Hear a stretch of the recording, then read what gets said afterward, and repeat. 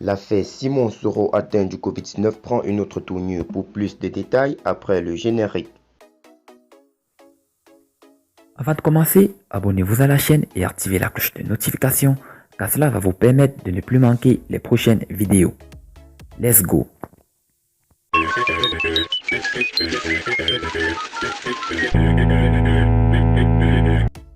Simon Soro, frère cadet de l'ancien chef du Parlement ivoirien Guillaume Soro, a été testé positif au Covid-19, à en croire les informations relayées sur les réseaux sociaux et confirmées par ses avocats. La pandémie du Covid-19 a fini par faire son apparition en milieu carcéral ivoirien.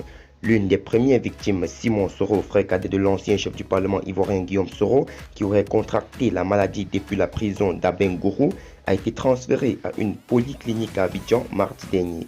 Pour les avocats du jeune frère de Guillaume Soro, Alassane Ouattara et le gouvernement ivoirien sont responsables de la dégradation de l'état de santé du président de l'ONG La Vie.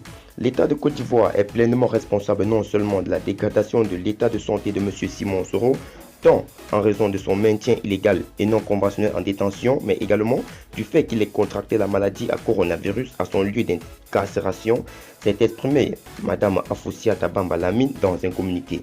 L'avocate a rappelé que le principe de la détention de M. Simon Soro est illégal, inconventionnel et inconstitutionnel, brandissant à titre justificatif la décision de la Cour africaine des droits de l'homme ordonnant depuis le 22 avril 2020 la libération des 18 proches de M. Guillaume Soro.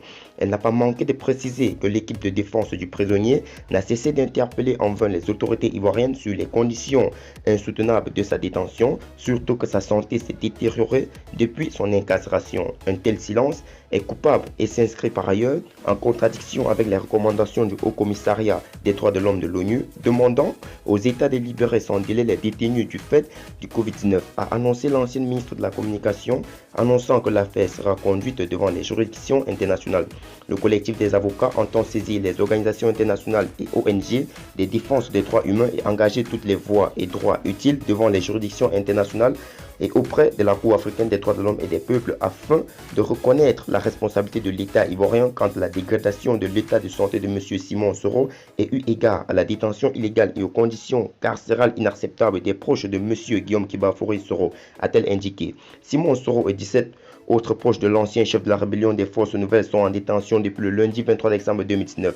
Ils sont pour certains accusés de divulgation des fausses nouvelles et pour d'autres de complicité avec Guillaume Soro dans l'affaire de tentative de déstabilisation de l'État de Côte d'Ivoire.